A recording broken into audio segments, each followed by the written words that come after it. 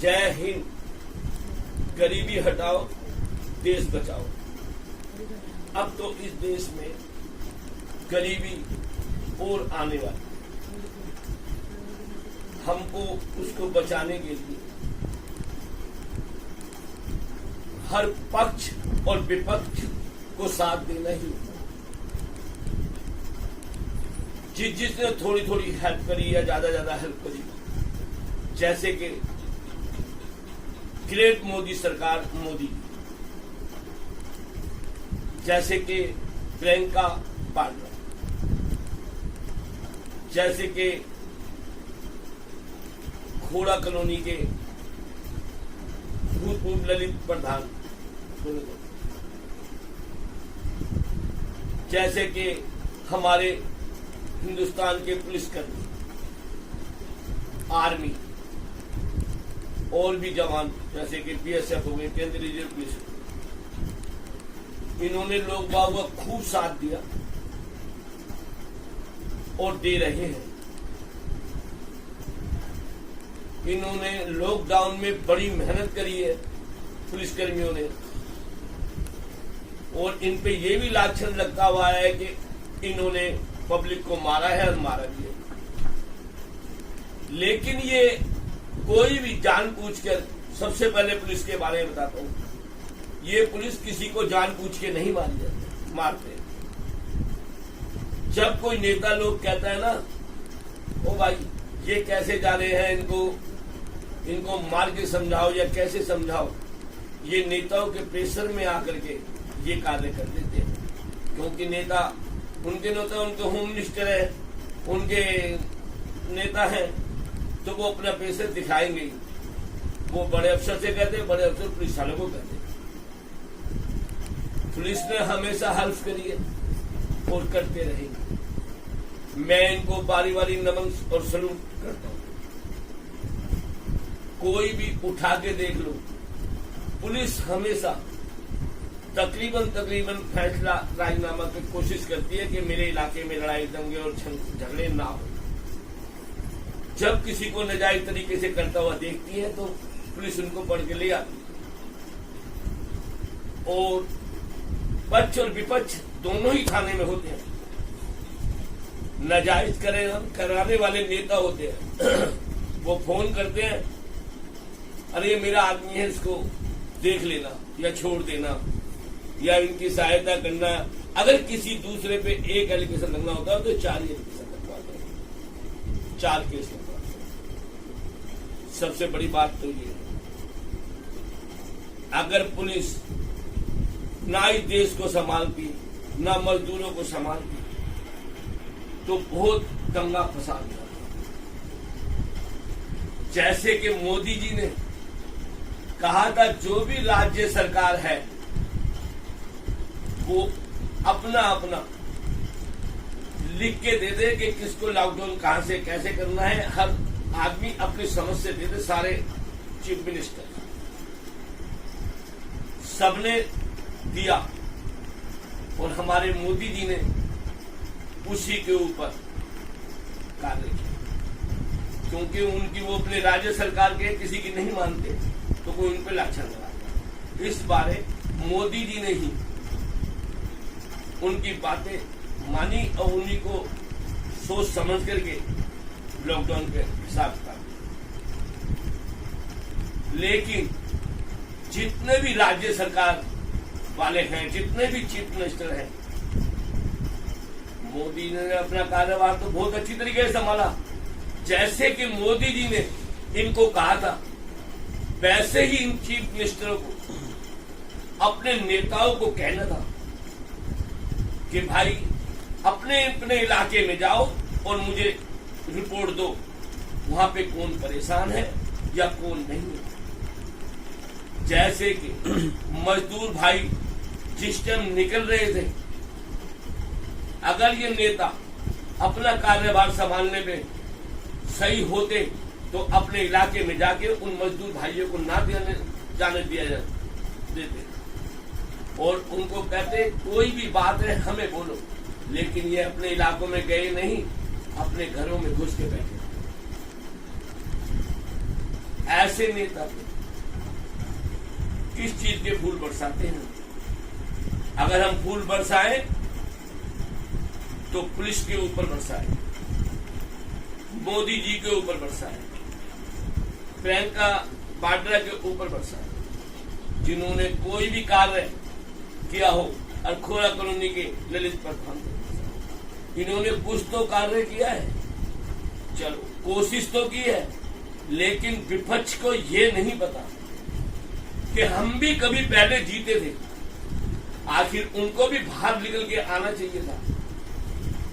जैसे कि last time में अखिलेश की वाइफ आई, अगर ये शुरू से ही आ जाते और जो पहले भी तो जीते हुए थे, ये आके मजदूर भाइयों को शांत बना देते और उनको ना जाने का आग्रह करते तो तकरीबन 40% मजदूर रुक जाते।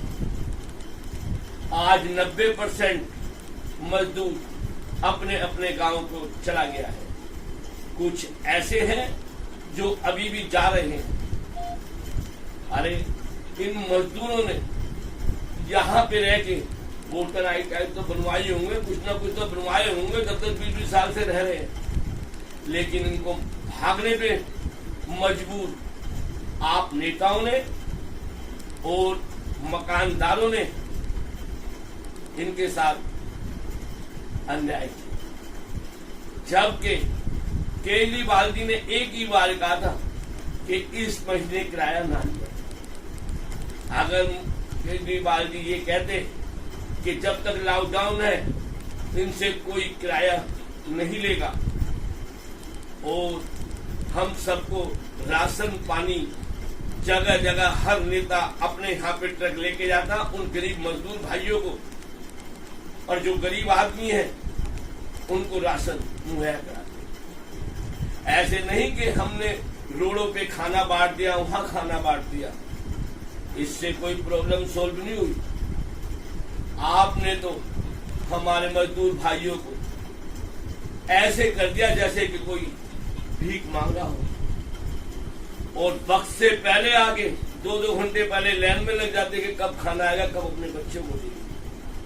लेकिन हमने ये नहीं सोचा कि इनका किराया कौन देगा, इनके बच्चों के लिए कपड़े कौन देगा, हमने किसी ने नहीं सोचा। हमारे नेता भाई, फिर से कह रहा हूं, हमारे नेता भाई अगर अपने अपने इलाके में जाकर के अपने अपने चीफ मिनिस्टर को रिपोर्ट देते तो आज ये हालात ना हो। हमारे गरीब भाई या नेता मजदूर भाई है तो हमारे ही भाई, हमारे हिंदुस्तान के हैं। हमने ऐसा क्यों किया कि बॉर्डर पे ये इधर से नहीं आएंगे, वो उधर से नहीं आएंगे? इनको प्रॉब्लम है जब तो आई। अतिथि देवो भव, हम ये तो कहते हैं, लेकिन किसी ने एक दूसरे के राज्य के मजदूर भाई को गले लगाने की कोशिश की नहीं, और उनको हुई रोक दिया और भीड़ पे भीड़ जाम होती रही। अगर हम यही कार्य शुरू से बसों में ले आकर के बॉर्डर बाई बॉर्डर भेजते तो ये अपने घर आराम से चले जाते। जैसे हमारे बिहार के मजदूर भाई या एमपी के या यूपी के कहीं के, जब इन्होंने जाने की कोशिश की पैदल पैदल, क्या हमारे को जब किसी नेता को रहम नहीं आया कि ये अपने बच्चे को लेके कोई सूटकेस के ऊपर सुलाते हुए जा रही है, कोई लेडीज पैदल ही जा रही है, किसी के 2 बच्चे हैं वो लेके जा रहे हैं, किसी के पेट में बच्चा वो भी जा रहे हैं, पैदल पैदल जा रहे हैं। वैसे तो मनोज तिवारी जी ने दिल्ली में आके इलेक्शन करा और उनको लड़वाया गया और वो जीते। आखिर किसके दम पे? वो इसी दम पे ना कि हमारे बिहारी भाई दिल्ली में है। आगे आखिर क्यों नहीं आए मनोज तिवारी जी? उन्होंने उनको क्यों नहीं अनाउंसमेंट किया कि आप भाई यहीं रहो, मैं आपकी हेल्प करवाऊंगा, गवर्नमेंट से कह के करवाऊंगा और आपके पास आऊंगा और आपका हर चीज की प्रॉब्लम सोल्व करूंगा। आते तभी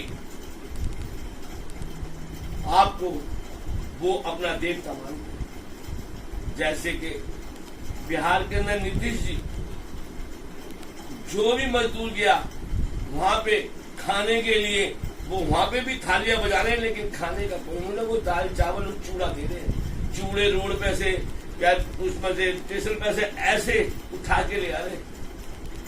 क्या हमें देख के हमारा दिल नहीं होता कि हम बाहर निकल के आप भी बिहार से जीते, आप भी अपने नेताओं को कहते जो हमारे मजदूर भाई बाहर से आ रहे हैं हमें उनका स्वागत करना चाहिए और उनको परिवार को अच्छी तरीके से देखना चाहिए, ताकि फिर से लॉकडाउन खुलता और हम ये फिर मजदूरी पे चले जाते। आज भी बहुत मजदूर भाई पड़े हुए हैं, हमें उनको देखना चाहिए और जो अपने अपने देश पहुंचे हुए हैं हमें उन भाइयों के लिए राशन मुहैया कराना चाहिए। कोई प्रॉब्लम हो उनको देना चाहिए। 2-2, 2,500 हजार रुपए देने से कुछ नहीं होता। एक नेता के घर के अंदर 5,000 का मिनिमम फ्रूट आता होगा रोज का, चाहे वो बेकार जाता हो या कैसे भी जाता हो। पहले ये अपने को दे। किसी भी सरकार ने शुरू से ही मजदूर आदमी और गरीब आदमी के साथ कभी भी अच्छा करने की कोशिश तो की है कि नहीं। किसी को 12.5 गज का प्लॉट दे दिया, किसी को 25 गज का। आज ये बताओ जिसके 4-5 बच्चे हैं वो 12.5 गज में क्या? हमें शुरू से ही 50 गज का देना चाहिए। है कोई बात नहीं, अभी भी देश को संभालने की आप लोगों को देखना चाहिए। अब गरीबी ज्यादा आई क्योंकि कोई भी कंपनी खुल रही है, 10% आदमी बुला रहे हैं। 10% आदमी काम करेंगे, बाकी 90% कहाँ जाएंगे? उनके लिए हमें उस फैक्ट्री से जो शुरू से काम करते थे उनको पैसे दिलाने चाहिए हर महीने। और 10% आज 10% ये ले गए, कल 10% वो ले गए, अलग अलग के हर मजदूर से कार्य करना चाहिए। अब हमारे देश की स्थिति को सुधारने में हमारे मोदी जी ने बहुत पैकेज बांटे, करोड़ों रुपए के, लाखों करोड़ों रुपए के बांटे। जैसे कि किसानों को, हमें किसानों को देना चाहिए क्योंकि इस टाइम किसानों की बहुत जरूरत है, क्योंकि वो खाना, गेहूं, चावल, दाल, सब्जी जो भी है उगाएंगे और ज्यादा से ज्यादा भेजेंगे। जैसे भी सस्ते मुहैया कराएं, जैसे ही मुहैया कराएं, जैसे भी गवर्नमेंट रेट करेगी। अब हमारे को देश के प्रधानमंत्री की सख्त से सख्त गरीब आदमी और जो आदमी किराए पे रह रहे हैं वो अभी इस स्थिति के अंदर नहीं है कि वो किराए पैकेज भेजा। लेकिन हमें उन मजदूर भाइयों के बारे में भी सोचना चाहिए जो कि जिन पे जमीन नहीं है और जो मजदूर खेतों में काम करते हैं, हमें उनके बारे में भी सोचना चाहिए। जैसे मोदी जी ने लाखों करोड़ों रुपए के पैकेज दिए हैं, उन अगर पैकेजों में से कोई भी आदमी या कोई भी, जैसे कि बैंक वाले जो भी आदमी इनसे कमीशन खाए या इनको लोन देते हुए पैसे खाए, उसको बिल्कुल बख्शा नहीं जाना चाहिए। बिल्कुल एकदम सस्पेंड, दोबारा नौकरी पे नहीं रखना चाहिए। पहले ऐसे कई गड़बड़ घोटाले हुए हैं। प्रियंका जी, जैसे विपक्ष के प्रियंका वाड्रा, जैसे कि इन्होंने कोशिश करी कुछ बस मजदूरों को ले आने के लिए और बस में मजदूर गए, लेकिन बहुत से ऐसे आदमी हैं सियासतबाज के ये ना सोच लें, वो ये सोचते हैं, सियासतबाजी करते हैं कि कल को ये सत्ता में ना आ जाए। ऐसा कुछ नहीं है। हमारे मोदी जी ने जो काम किया है वो सराहनीय है। काबिल है। जैसे कि हमारे ललित प्रधान खोड़ा कॉलोनी के, हालांकि नाम नहीं लेना चाहिए लेकिन नाम लेना चाहिए, जिन्होंने पूरे खोड़ा कॉलोनी को खाना मुहैया कराया और घर घर राशन भिजवाया। और उन्होंने जब वो प्रधानमंत्री थे उन्होंने 2 करोड़ रुपया जो भी करोड़ था वो ठुकरा दिया। अब उन्होंने कहा कि मैं खोड़ा कॉलोनी का बढ़ाना चाहता हूं, उनका कार्य करना चाहता हूं, विकास चाहता हूं। उन्होंने उस खोड़ा कॉलोनी का विकास किया कराया, जहां पे आज गली मोहल्ले गली गली पक्की बनी हुई है। पहले बरसात आती थी तो हफ्तों भर तक पानी आदमी कीचड़ में घूमता रहता था। हमें ऐसे आदमियों पे फूल बरसाने चाहिए, हमें ऐसे आदमी के साथ लग करके काम करना चाहिए। हालांकि ये बीजेपी कार्यकर्ता है और हर विपक्ष जो पहले हारा हुआ था तो पहले कभी जीता भी हुआ था ना, तो आगे आज मजदूर भाइयों की हेल्प करना चाहिए। फिर से उनको बुलाए और उनको कार्य पर रखना चाहिए। और अब गरीब भाई को हर घर से एक आदमी को नौकरी देनी चाहिए। अब हर नेता जब तक जैसे कि छोटे छोटे निगम पार्षद हो गए, एमडीसी के हो गए, इनको घर से अब बाहर निकलना चाहिए ताकि अपने इलाके का ब्यौरा अपने अपने चीफ मिनिस्टर को देना चाहिए, चाहे वो बिहार हो चाहे यूपी हो, मुद्दे पर कहीं के भी हों।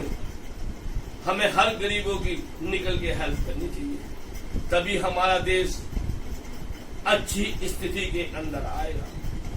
हमें उन लोगों से भी आग्रह करना चाहिए जो बिस्तर से उठते के साथ ही 10-10 लाख रुपए 20-20 लाख रुपए के अकाउंट में पैसे चले आते हैं। एडवर्टाइज वगैरह के कोई नेता होए, कोई अभिनेता होए या कोई क्रिकेटर होए या कोई खिलाड़ी होए, उनके नीचे रखते के साथ ही उनके अकाउंटों में 10-10 20-20 लाख रुपए चले आते हैं। हमें ऐसे आदमी से आग्रह करना चाहिए कि वो आए और राजकोष के अंदर पैसा डलवाए, भारत सरकार के खाते में पैसा डलवाए।